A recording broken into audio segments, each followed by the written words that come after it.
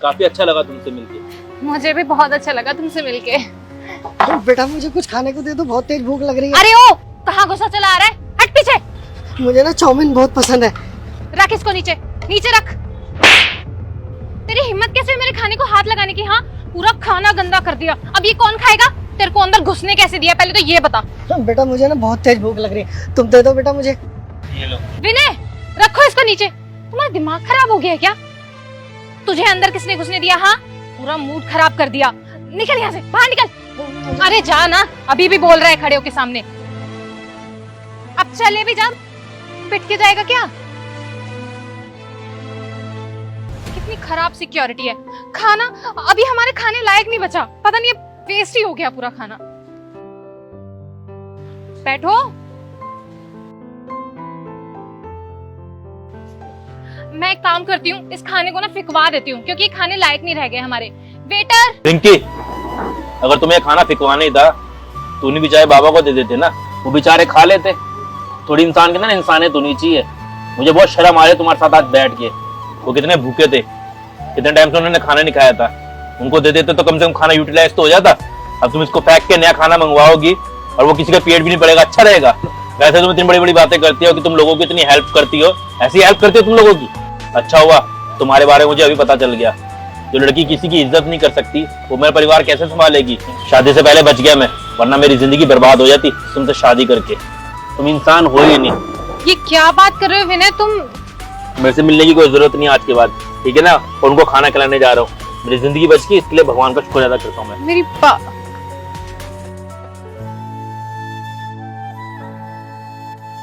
अरे अंकल, आपको भूख लग रही थी ना, ये लो खा लो।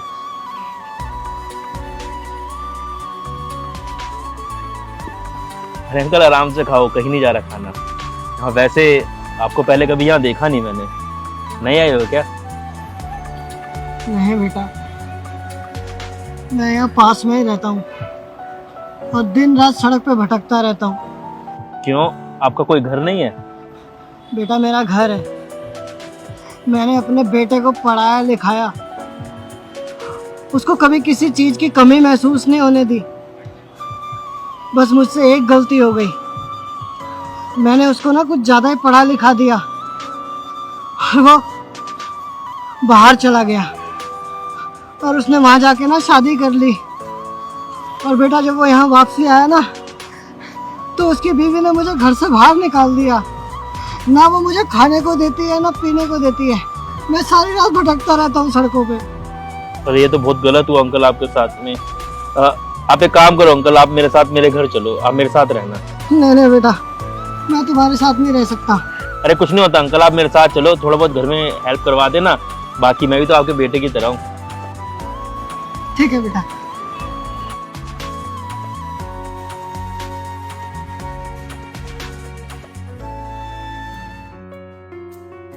आओ अंकल आ जाओ, आइए अंदर आ जाइए, आप बैठिए।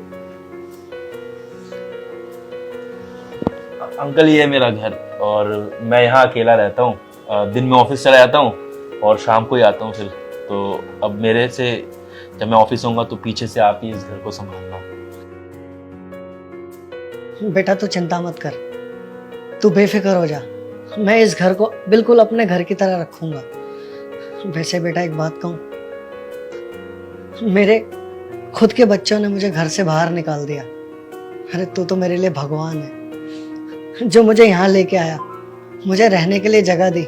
मैं तेरा एहसान कैसे उतारूंगा बेटा? अरे अंकल आप इमोशनल मत होइए, मुझे पता है आपको बहुत गहरा सदमा लगा है और लगेगा क्यों नहीं। अगर आपकी जगह मेरे बाबूजी होते तो वो भी टूट जाते अगर मैं उनके साथ ऐसे करता। तो हर पिता टूटेगा अगर एक बेटा अपने पिता के साथ में ऐसा गलत बर्ताव करेगा। तो इसमें आपकी कोई गलती नहीं है और मैं आपके दर्द को समझ पा रहा हूँ। बस आपसे इतना ही कहूँगा कि अंकल आप उन बातों को भूलने की कोशिश कीजिए। काश तो मेरा बेटा होता तो मेरी जिंदगी कितनी अच्छी होती। अरे तू पराया होकर मुझे इतना प्यार दे रहा है, अगर तू मेरा सगा बेटा होता ना तो बेटा मैं बता नहीं सकता। और मेरा तेरा ये कर्ज मैं कैसे उतारूंगा?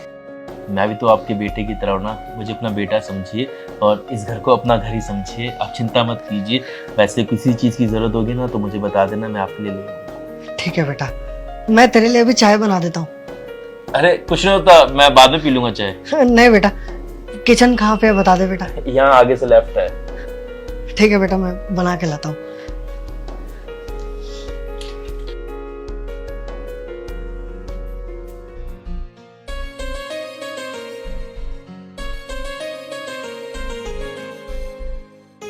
अरे काका 1 मिनट आना। हाँ बेटा आया।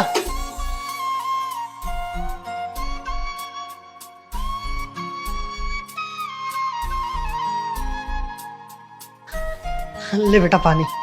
अरे काका मैंने पानी के लिए नहीं बुलाया था आपको, ये मैं आपके लिए कुर्ता पजामा लेके आऊँ अपने दोस्त सौरभ की दुकान से, पंग फैशन द्वारका में ही है, तो ये पहन लीजिए, ये अच्छा नहीं लगता आपके ऊपर निक्कर और टी शर्ट। शुक्रिया बेटा।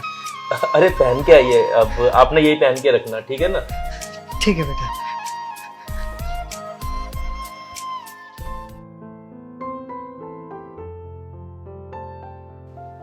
अरे काका, हाँ बेटा।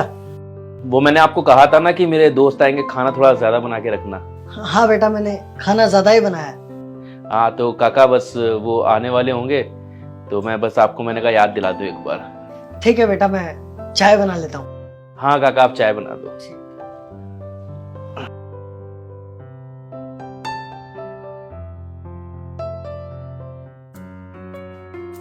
और विनय भाई क्या हाल है? बढ़िया यार बढ़िया, बैठो। और सब बढ़िया? बढ़िया बढ़िया, तू सुना रोशन कैसा है? बस भाई बढ़िया। और टाइम से आ गए? हाँ यार आज ऑफ डे था ना तो ट्रैफिक नहीं मिला। अरे काका चाय लेके आ जाओ। हाँ बेटा लाया। और सब सही चल रहा है ऑफिस में ना? हाँ यार सही चल रहा है। और तेरा बिजनेस कैसा चल रहा है? मेरा तो बहुत बढ़िया चल रहा है, कृपा बस ऊपर वाले की। चल सब ऐसे होना चाहिए। पापा आप? कौन पापा? किसका पापा? मर गया तेरा बाप तेरे लिए। पापा आप ही क्या कह रहे हैं? आयुषी ने तो मुझे बोला था कि आप हरिद्वार गए हैं 2-4 महीने के लिए। आपने बोला था कि मेरे को कॉल वगैरह मत करना, मैं हरिद्वार में मेडिटेशन करूंगा। और उसने मेरे को बोला था कि आप नहीं चाहते कि आपको किसी तरीके की डिस्टरबेंस हो। और मैं आपको कहाँ ढूंढता, मेरे को लगा कि हरिद्वार गए हैं पापा, 2-4 महीने में आ जाएंगे। अरे कैसा तीरथ, तूने तो मेरी जिंदगी जीते जी नर्क बना दी। अरे तेरी बीवी ने मुझे घर से धक्के मार के बाहर निकाल दिया और तू तीरथ की बात कर रहा है? अरे तो भला इंसान है ये विनय, जिसने मुझे सड़क से उठाया और अपने घर में रहने के लिए जगह दी। और ये देख नए कपड़े भी दिए। अरे अंकल, क्या धर्मेंद्र ही आपका बेटा है? हाँ बेटा, तू बदकिस्मती से मेरा ये वही नालायक बेटा है जिसके बारे में मैंने तुझे बताया था। अरे तू बिजनेस के सिलसिले में हमेशा बाहर रहता था, इसको मेरी जरा सी परवाह नहीं थी। अरे इसकी बीवी ने मुझे धक्के मार के घर से बाहर निकाल दिया और इसने मुझे ढूंढने की कोशिश भी नहीं करी कि इसका बाप कहाँ है, कैसा है, जिंदा है या मर गया। धर्मेंद्र, अंकल बिल्कुल सही कह रहे हैं। अंकल की हालत बहुत खराब थी जब मुझे मिले थे, बेचारे 2 वक्त की रोटी के लिए भी तरस रहे थे। फिर मैं इनको अपने साथ अपने घर ले आया। क्या है ना कि मैं अकेला रहता हूँ इस घर में, तो मुझे लगा शायद अंकल की भी ज़रूरत पूरी हो जाएगी और मुझे भी कोई साथ में रहने वाला मिल जाएगा जिसका पिता की तरह मेरे सर के ऊपर हाथ होगा। और मुझे बहुत बुरा लगा यार, अंकल के साथ जो कुछ भी हुआ है ना बहुत गलत हुआ है, ऐसा नहीं होना चाहिए था। नहीं विनय मैं सच कह रहा हूँ यार, मुझे आयुषी ने यही बोला था कि पापा हरिद्वार गए हैं। वरना यार तू खुद सोच, तू मेरे को अच्छे से जानता है, मैं कभी ये करूंगा कि अपने पापा को घर से निकाल दूंगा? अरे मत समझा विनय, ये सब ढोंग कर रहा है। ऐसा हो नहीं सकता कि इसे पता ना हो इसकी बीवी ने मुझे घर से बाहर निकाल दिया। अरे ये दोनों मिले हुए मुझे तो लगता है। नहीं पापा मैं सच कह रहा हूँ, मैंने आपको ढूंढने की कोशिश की थी पर मेरे को यही था कि आप खुद ही चले आएंगे। जो हुआ सो हुआ। अब अंकल, मुझे भी लगता है कि शायद धर्मेंद्र सही कह रहा है, इसकी आंखें बता रही है। शायद इसको नहीं पता होगा, इसकी बीवी ने इसे झूठ बोला होगा। लेकिन कुछ भी कह धर्मेंद्र, जो कुछ भी हुआ अंकल के साथ में बहुत गलत हुआ है। वो तो उनकी किस्मत अच्छी है, वरना अगर इन्हें कुछ हो जाता तो क्या करता तू? तुझे तो पता ही नहीं लगता कि तेरे पिताजी के साथ क्या हुआ। और अपनी बीवी को इतना भी सर पे नहीं चढ़ाना चाहिए कि वो अपनी मनमर्जी चला सके। अगर तूने अपनी बीवी पर थोड़ा कंट्रोल रखा होता ना तो शायद आज ये नौबत ना आती। लेकिन मैं यही कहूँगा कि जो हुआ उसे बदला नहीं जा सकता, अपनी गलती को सुधारना बहुत ज़रूरी है। और एक बात बोलूँ भाई, कभी भी ना अपनी बीवी पर आंख बंद करके भरोसा नहीं करना चाहिए, क्योंकि ना एक औरत अगर घर को स्वर्ग बना सकती है ना तो वही औरत घर को नर्क भी बना सकती है। इसलिए हमेशा ना कभी भी ना आंखें बंद करके किसी के ऊपर भरोसा मत करियो। विनय तू सही कह रहा है यार, मुझे आंखें बंद करके अपनी बीवी पे भरोसा नहीं करना चाहिए था। पर पापा प्लीज मुझे माफ कर दो, जो कुछ भी हुआ मैं उसके लिए खुद माफी मांगता हूँ आपसे। आप अपना घर चलो मेरे साथ, मैं आयुषी को उसकी गलती की सजा जरूर दूंगा।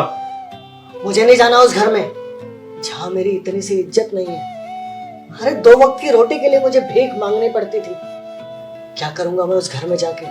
ठीक है पापा, आप मत आओ घर, पर आपका बेटा भी ना आपकी कसम खाता है कि अगर आप घर नहीं चले ना मेरे साथ तो कल का सूरज नहीं दिखा। अरे नहीं बेटा, ऐसे मत बोल, मैं रह लूंगा उस घर में। मेरे लिए मेरी अकड़ से ज्यादा मेरे बच्चे की जान है, और कोई भी माँ बाप अपने बच्चे का बुरा नहीं सोच सकते। मुझे बहुत खुशी हुई कि तुझे अपनी गलती का एहसास हो गया, और अंकल आपने भी धर्मेंद्र को उसकी गलती के लिए माफ़ कर दिया।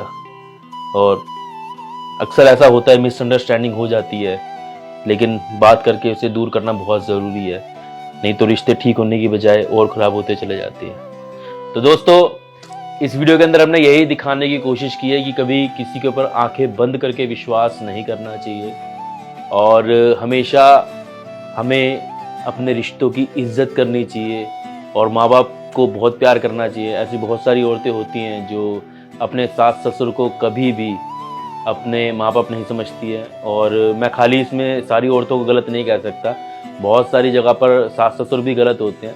लेकिन हम यही चाहते हैं कि रिश्तों के अंदर प्यार बना रहे और एक दूसरे के प्रति सम्मान बना रहे। हम ऐसी और भी अच्छी अच्छी वीडियोज़ के साथ में आपके पास में आएंगे, अच्छी अच्छी सीख देने के लिए लेकर। और इस वीडियो को जरूर शेयर करना। मिलते हैं अगली वीडियो में, तब तक bye bye, take care, love you all.